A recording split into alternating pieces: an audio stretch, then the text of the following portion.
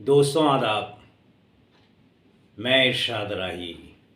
जैसा कि आपसे वादा किया था कि कहानियाँ आपको सुनाऊंगा, आज आपके लिए एक कहानी लेकर हाजिर हुआ हूँ। मेरी मोहब्बत दर्द जान।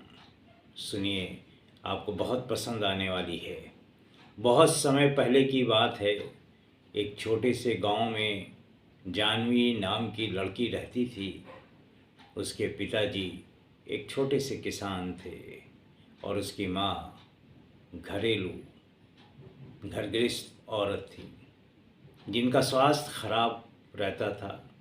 जानवी ही अपनी माँ की देखभाल करती और खेतों में काम करती। जानवी बहुत ही सुंदर और दयालु लड़की थी। लड़की के पापा फूलों की खेती करते। जानवी की माँ दिल की रोगी थी। जानवी ही उनकी देखभाल करती और खेतों में पापा का हाथ बटाती। एक दिन जानवी अपने खेत में फूल तोड़ रही थी, तभी उसे एक बहुत ही मधुर संगीत और गाने की आवाज़ सुनाई दी। पहले तो जानवी ने ध्यान नहीं दिया, पर जब वो संगीत में मदहोश होने लगी तब उससे रहा नहीं गया।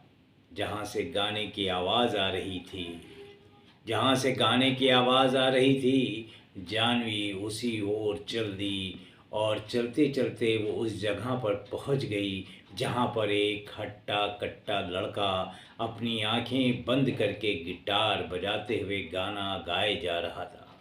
जानवी उस अनजान लड़के को एकटक देखने लगी। बहुत देर तक जानवी उसको देखती रही और संगीत में खो गई। देखते देखते वो लड़के का गाना ख़त्म हो गया और जब उसने आंखें खोली तो देखा कि एक सुंदर और मासूम सी लड़की उसके सामने बैठी है। लड़के का नाम राज था। राज ने पूछा, कौन हो तुम? जानवी एकदम से चौंक गई और कुछ न बोल पाई। धीरे धीरे दोनों ने बात करना शुरू किया। जानवी ने राज के गाने की तारीफ़ की और राज ने उसकी सुंदरता की। और ये राज पड़ोस के गांव का ही लड़का था जिसको संगीत में बहुत रुचि थी, पर घर वालों के कहने पर वो शहर में पढ़ाई करने गया था और नौकरी न मिलने की वजह से गांव वापस आ गया था। और उस दिन दोनों ने बैठकर घंटों बातें की और फिर दोनों दोस्त बन गए। जानवी को राज पसंद आ गया और दोनों रोज़ मिलने लगे। बहुत कम समय में दोनों एक दूसरे के प्यार में डूब गए। जानवी को अपनी किस्मत पाकर राज बहुत खुश होने लगा। उसकी ये खुशी ज़्यादा दिन की नहीं थी। एक दिन जानवी के पिता ने दोनों को एक साथ पकड़ लिया। राज को दोबारा उसके गांव जाने के लिए मजबूर कर दिया गया। जानवी ने अपने पिता को समझाने की कोशिश की, पर उसके पिता एक गाने वाले के शख्स के बहुत ख़िलाफ़ थे।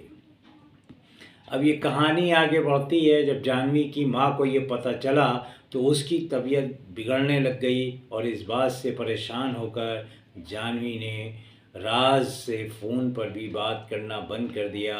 राज ने मायूस होकर गांव ही छोड़ दिया और गांव छोड़कर वो शहर चला गया। देखते देखते समय गुजरता गया और जानवी की शादी की बात चलने लगी, पर जानवी अब तक राज को भूल नहीं पाई थी। उसको राज का वो वादा याद आता जो उससे वो करके गया था।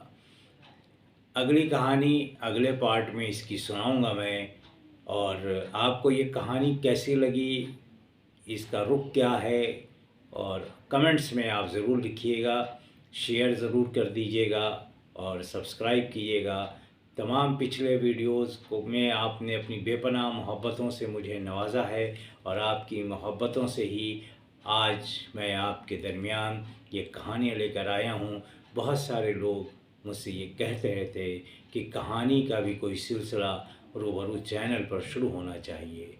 तो ये शुरू कर दिया है। जो लोग भी कहानीकार हैं, कहानी लिख रहे हैं और रोमांटिक कहानी लिख रहे हैं, तो वो अपनी कहानी मुझे सेंड कर सकते हैं। बहुत शुक्रिया दोस्तों, अपनी राय से मुझे ज़रूर नवाजिएगा।